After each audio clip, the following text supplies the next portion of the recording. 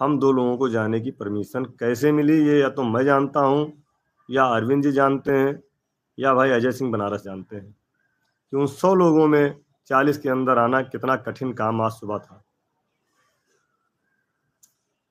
दूसरा मुलाकात कार्यालय था जिसमें 40 लोगों को जाना था।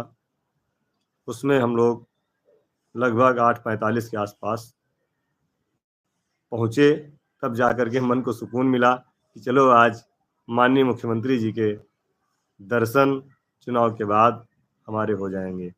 जो एक बार वाराणसी में मुलाकात हो चुकी है अजय जी के साथ, दूसरी मुलाकात यहाँ लखनऊ में नहीं हो पाई थी। पहुँचे तो वहाँ पर 4 लाइनों में लोग बैठे थे, 10-10 की संख्या में। इतना ज़्यादा प्रयास करने के बाद जब वहाँ पहुँचे, तो वहाँ पर सबसे पहले डे अफ़सर आए, सिक्योरिटी के लोगों ने प्रार्थना पत्र चेक किया कि प्रार्थना पत्र में क्या है, और एक ही प्रार्थना पत्र तो 2 लोगों के नहीं है, ये सारी चीज़ें वो चेक कर रहे थे। हालाँकि हम लोगों को पहले से जानकारी थी। मैं संगठन के लेटर पैड पर अपनी माँगों को लेकर के गया था, अपनी समस्याओं के समाधान को लेकर के गया था, और प्रदेश मंत्री आदरणीय अरविंद वर्मा जी को व्यक्तिगत एक पत्र लिखवा दिया था, जिससे ये ना समझें कि हम लोग एक साथ आए हैं या हम लोगों की समस्या एक है। हालाँकि उस पत्र में भी सारी समस्या शिक्षा मित्रों की ही लिखी थी, बिंदुवार लिखी थी। ये काम हम लोग करके गए थे। उसके बाद भी हमारे एक साथी हैं, आपको बता दें, मतलब कभी-कभी कष्ट भी होता है और कभी-कभी तरस भी आता है कि हम किसकी पैरवी कर रहे हैं। हमारे एक साथी हैं इटावा के ग्रुप पे, उन्होंने लिखा, महेश बाबू नाम है जिनका।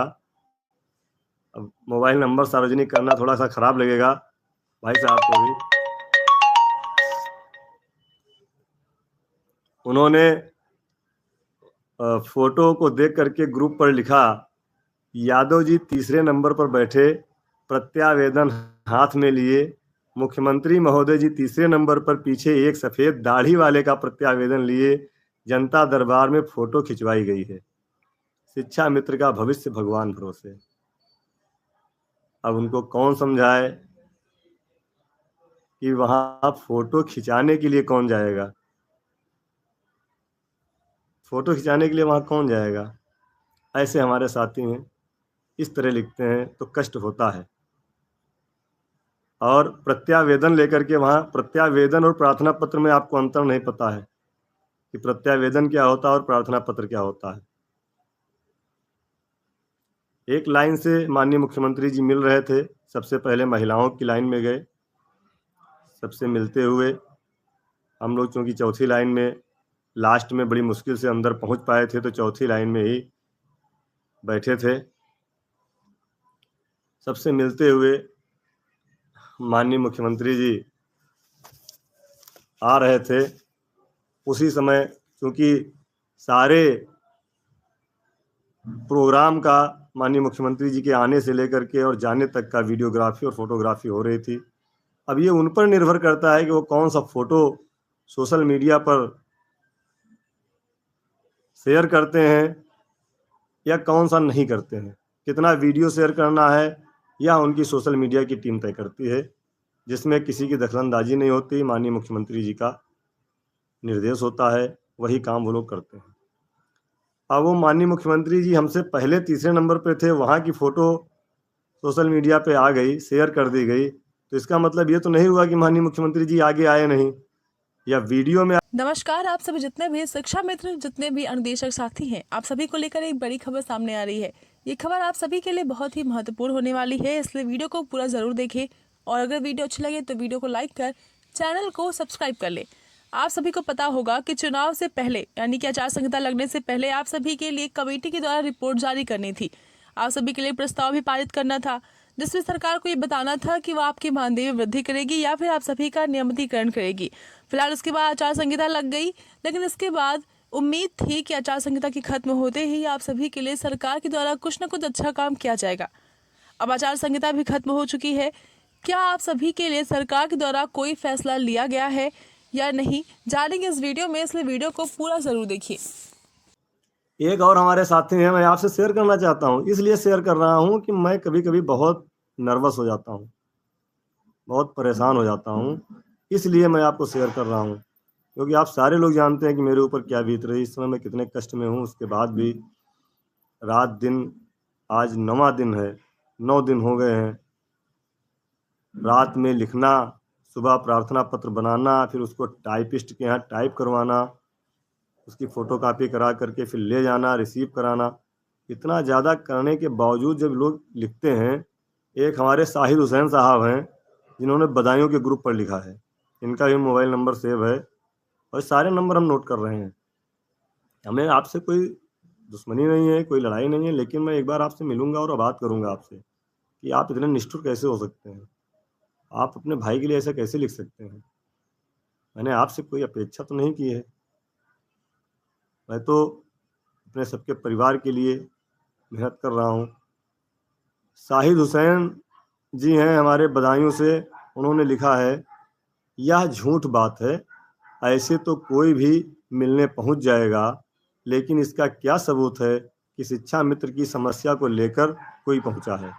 यह सब जानते हैं कि अच्छा होगा। संघ के नेता लोग हम शिक्षा मित्रों को माफ़ करें, कोई ज़रूरत नहीं है। कुछ अपशब्द भी उन्होंने लिखे हैं जिसको मैं नहीं पढ़ सकता। किसी मंत्री वगैरह से मिलने की कोई कुछ भी नहीं करेगा और थोड़े दिन और रह गए हैं, बात खत्म। 10,000 में संतुष्ट होने में क्या बुराई है। अब आप बताइए, वैसे लोगों को हम क्या कहें, क्या कह सकते हैं। हम तो इनको कुछ कह भी नहीं सकते हैं, कुछ अपशब्द भी नहीं कह सकते हैं, चूँकि हमारे भाई हैं। हम जानते हैं कि आप बहुत परेशान हैं, आपके अंदर समस्या है, इसलिए आप इस तरह लिख रहे हैं। लेकिन इतना भी लिखना ठीक नहीं है कि हम लोग नर्वस हो जाएं और ये जो रात दिन दौड़ना है ये बंद हो जाए। आप देख रहे होंगे चुनाव समाप्त होने के बाद भी शायद कोई आगे आया हो। शुरुआत की है और लगातार काम कर रहे हैं। पैसा तो कोई भी दे देगा, पैसा कोई भी दे सकता है, लेकिन ये जो अनमोल समय है ये शायद कोई नहीं दे पाएगा। साहिद हुसैन साहब और महेश बाबू, आप जैसे लोग एक दिन घर नहीं छोड़ सकते हो।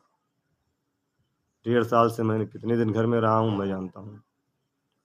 और आप ये कमेंट करके सरकार के प्रति, शासन के प्रति नकारात्मक टिप्पणी करके आप उनका कुछ नहीं कर सकते।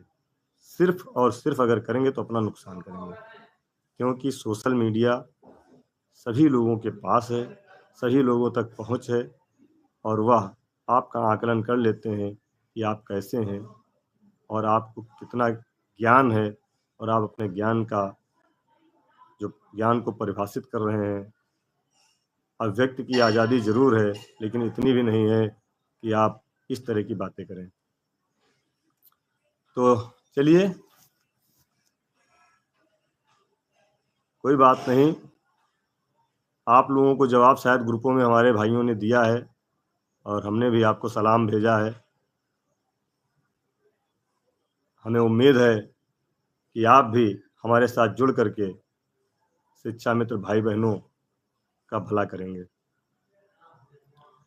माननीय मुख्यमंत्री जी मिलते हुए आ रहे थे सबसे, क्योंकि जिस तरफ से आ रहे थे उधर पहले मेरा नंबर था, मेरे बाद भाई मंत्री अरविंद वर्मा जी का था। जैसे ही हमारे सामने पहुँचे, क्योंकि वो सबसे पूछ रहे थे कहाँ से आए हो, तो सवाल पता था कि ये होगा, तो सबसे पहले हमने ऐसे हाथ जोड़ा और कहा, माननीय मुख्यमंत्री जी प्रणाम, मैं लखनऊ से हूँ और शिक्षा